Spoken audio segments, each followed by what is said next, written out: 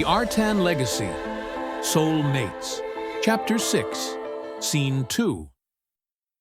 I instructed Rascal to tend to her appearance as I awaited her in the painting room, offering the pretext of needing time to ready my instruments. My gaze fell upon the half-curtained window, an inconspicuous sentinel through which I sought communion with Princess. I am prepared to listen. Present your case. I began, my tone measured. The weight of her emotions washed over me in waves: sadness, helplessness, a yearning to weep, impotent fury, and a reluctant willingness to negotiate. These undercurrents had persisted throughout the pleasurable moments of bath and supper. Dubart, I know that I can't do anything to stop you from doing what you want. If you wanted to, you could stab me in the heart, make me jump from a balcony, or strip me nude and run around the gardens. That appeal to emotion is unnecessary. I rebuked her gently. I am not one to indulge in cruelty. I harbor no intention of harming you or tarnishing your name. You and your sisters hold immense value to me, Ophelie, and you know this. It was rare for me to address her by name, so rare, in fact, that I could not recall the last time I had done so. When I did, it was only in moments of the utmost gravity. And you meant a lot to us, too. I didn't want you to die. I didn't want any of this happening. I don't want you gone, but I can't let you have my body, my life, she stated in her understandable case. Nor do I wish to strip you of your autonomy or claim it for myself. I conceded. I am fully aware that I am a grown man inhabiting the form of a maiden. I understand how this troubles you, but I cannot allow your discomfort alone to dictate the remainder of my existence. And I understand, and I'm so grateful you're doing what you can to end this.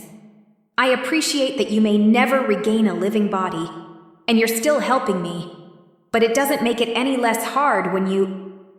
She faltered, unable to complete the thought, so I seized the moment. Let us speak frankly and define our terms. This is not an easy topic, Princess.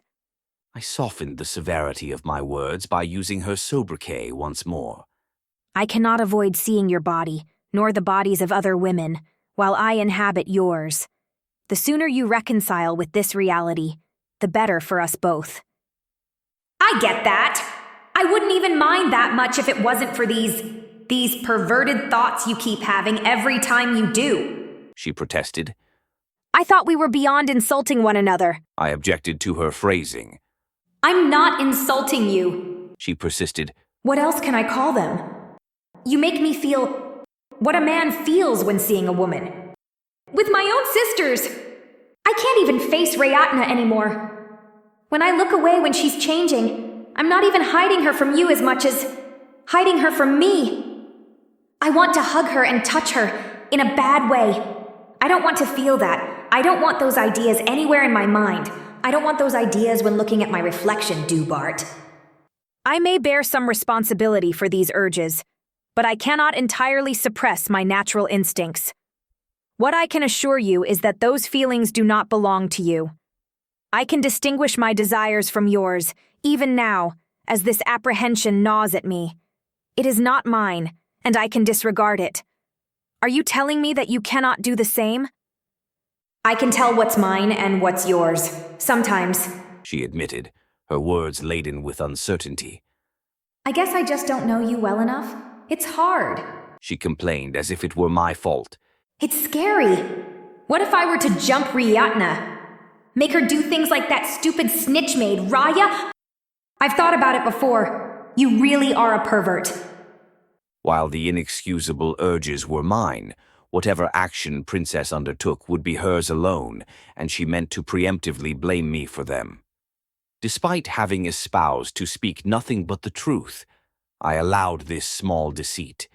If for the sake of her peace of mind, I could shoulder this responsibility for her. Let us attempt to live your life as normally as possible, and continue with my plan to extricate myself from you. In return, permit me to savor what little life I have left. I promise not to endanger your safety or besmirch your honor.